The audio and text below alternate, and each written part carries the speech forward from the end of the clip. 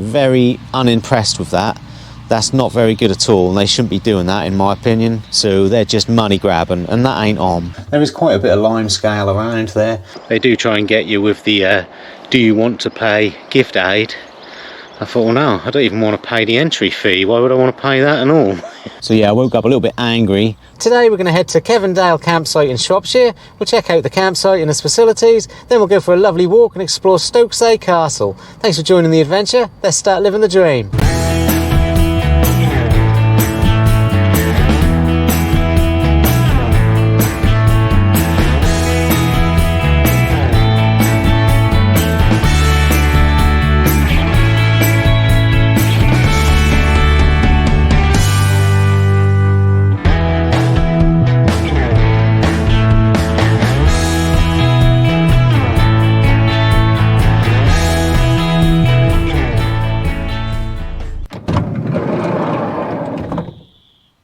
So yeah, first impressions, and it's not too bad. I mean, it is just kind of a field, and there's no really good views, but you can see that there would be if there wasn't bushes in the way. Do you know what I mean?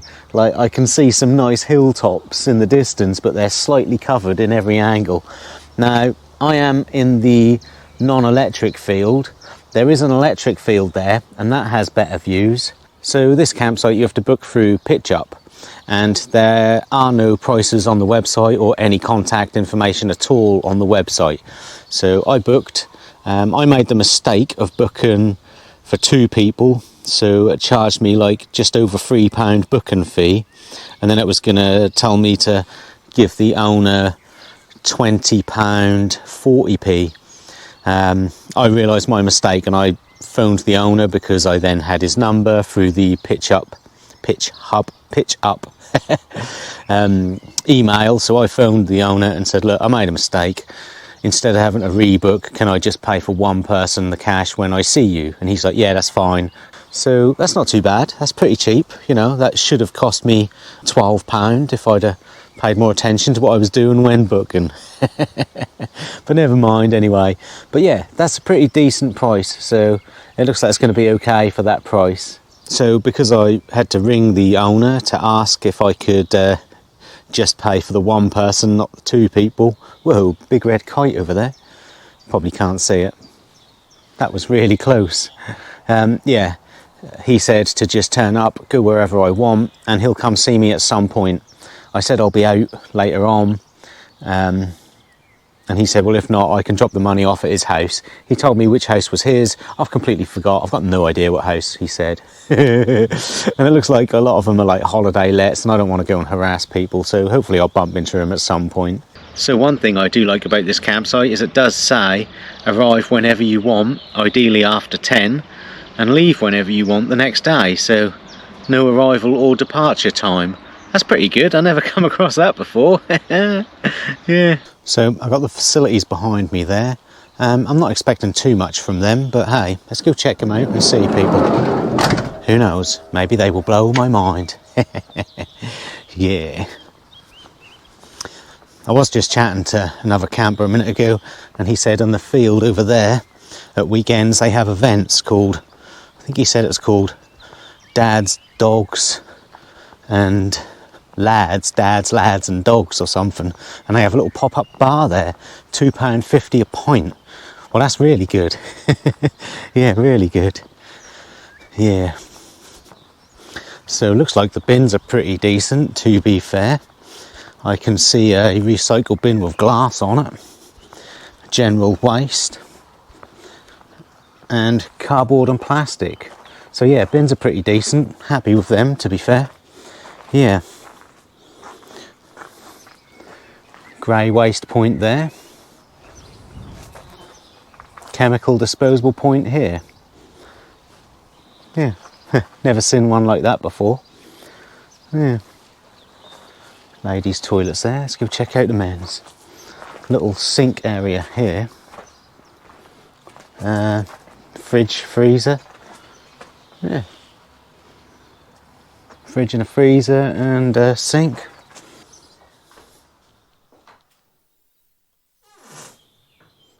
I like the fact that they've removed the thingy there. But hey, at least they've updated the toilet recently by the looks of it. Looks like 2 cubicles. Yep.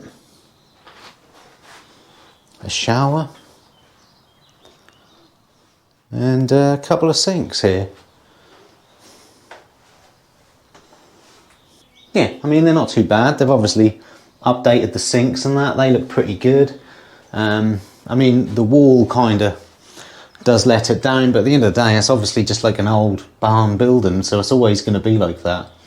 Shower's a bit of a funny one. Getting in, you might have to watch your head on this bit, but then when you get into the shower, that's taller. It's quite unusual. Not a push button. There is quite a bit of lime scale around there, but at the end of the day, I am paying £10 20p and then a booking fee, so you know, for the price I'm paying, I'm quite happy with these facilities. They weren't too bad, to be fair. Yeah, no problem with them. Yeah. I mean, if I was paying 30 quid a night, I'd probably complain a bit, but I'm not.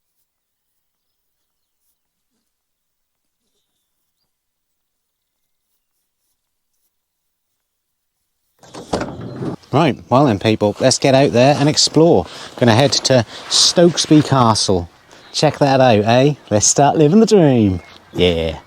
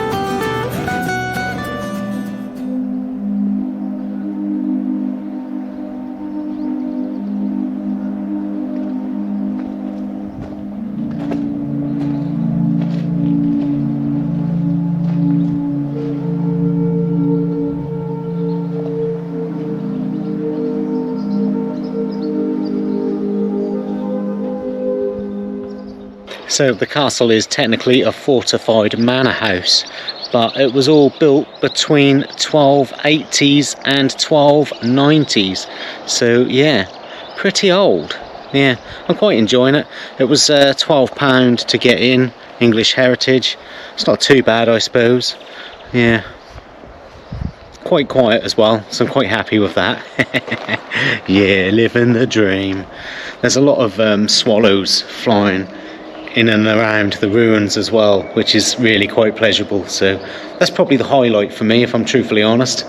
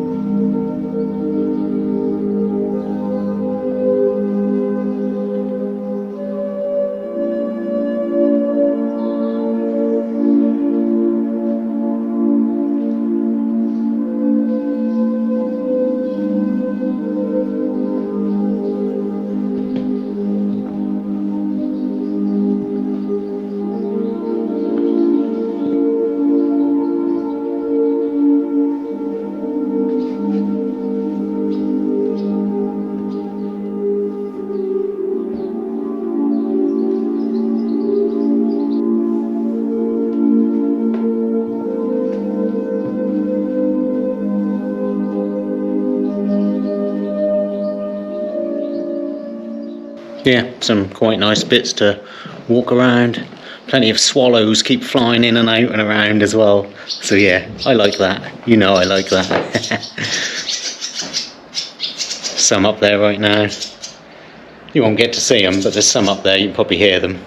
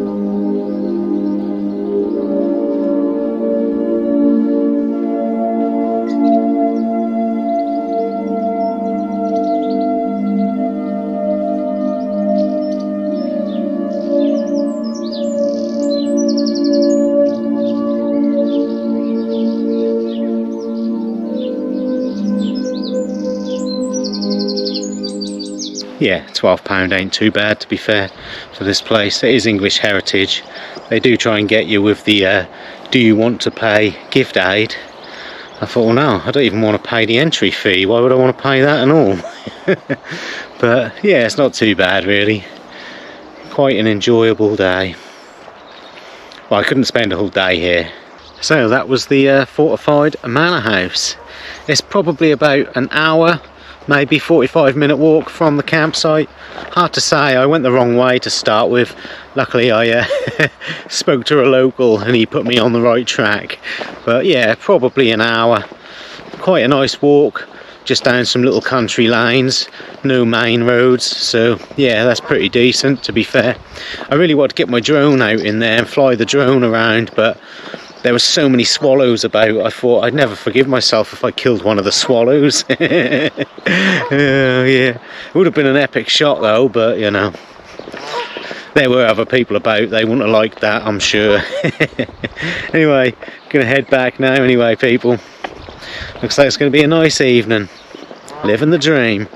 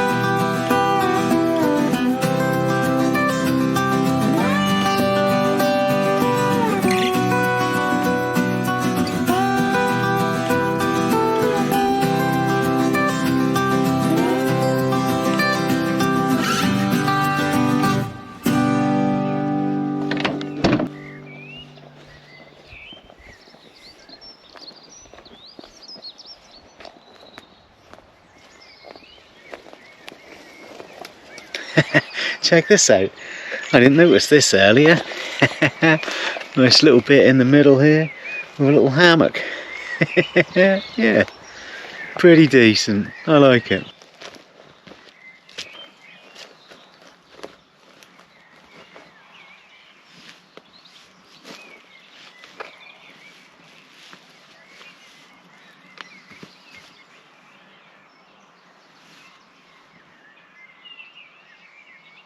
That's a nice little touch. I like that.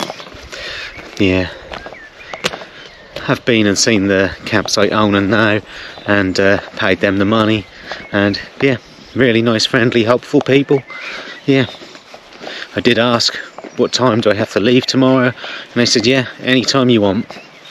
They did tell me about a fort up on the hills there, and they said if you got time, go and have a walk up there. So, very nice people. Right, well, I'm going to cook up some tea then, people. Now, unfortunately for me, the gas in the stove is very low, so I didn't want to risk buying any fresh meat and not being able to cook it. So I've got hot dog sausages. Yep, some more wieners to go in my mouth. I'm going to fry them up with the usual vegetables, and I did pick some wild garlic from the Mortimer Forest, I think it was, this morning. So yeah, going to add that to the mix. Yeah, Bongo Ben's been doing a bit of foraging. Yeah, I'll take anything that's not nailed down. And I did get some mature cheddar, Clun Valley mature cheddar, to take away the horrible taste of the processed shite. So yeah, we'll melt this on it. Well, hopefully.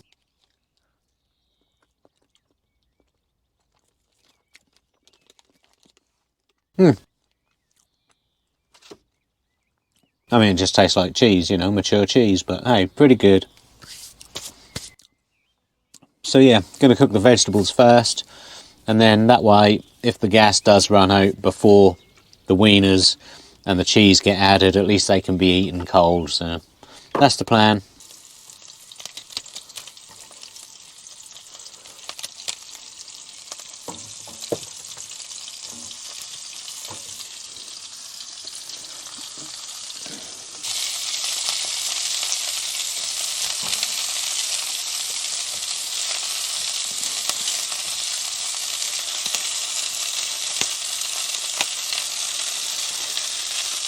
Oh yeah, cauliflower leaves, they go in the mix as well, people. Too right. It's my favourite part.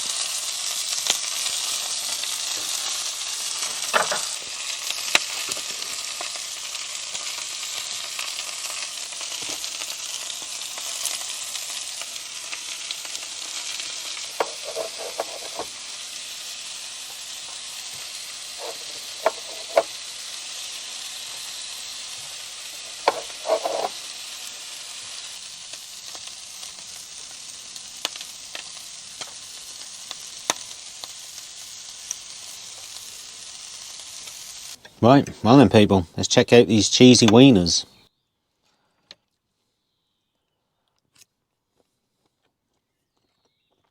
So the hot dog sausages obviously taste like processed crap, which they are, but the cheese is pretty good. Yeah, that is definitely improving the flavour. Cheers everyone.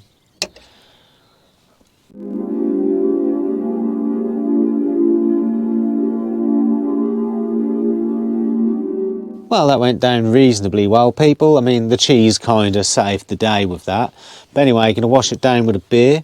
And I've got one that I bought recently from the Bishop's Castle Brewery. I drove through Bishop's Castle and I stopped in a shop and picked this up. Yep, pale ale. I don't really like pale ales, but never mind. 3 ton XXX. 4.3%. Yeah.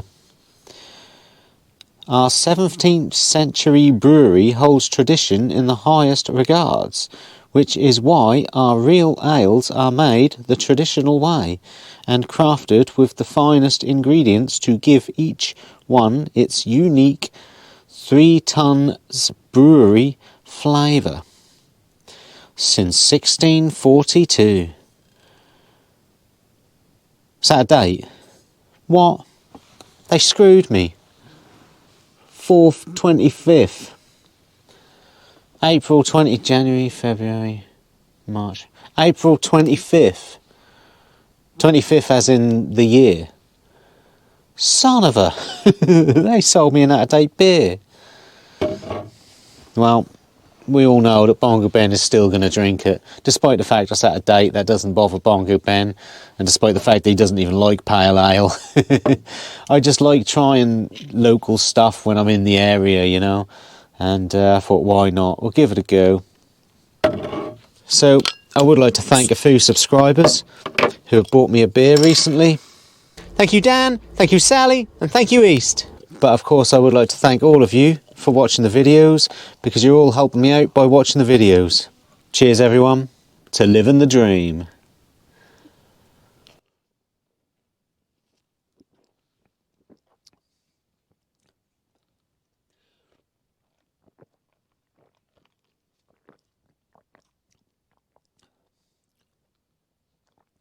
That's actually nice. That's actually, for a pale ale, that's really nice. I'm sure it is a pale ale. The pale ale. I mean, it doesn't say Indian pale ale, but it does say pale ale. That's really good.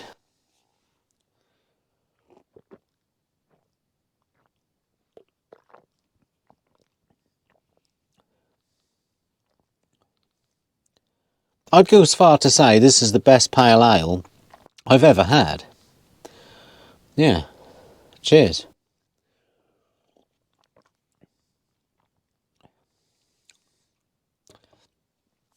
So, just gonna watch some YouTube now for the rest of the evening. Oh, looks like the Caravantastics are in Skeg, Vegas. Let's check that out. We couldn't believe that previously Skegness had been named the worst UK seaside town by The Witch magazine, and the story featured in numerous local and national newspapers, with one comparing the Bucket and Spade resort with North Korea and Syria. Check it out for yourselves and let us know what you think.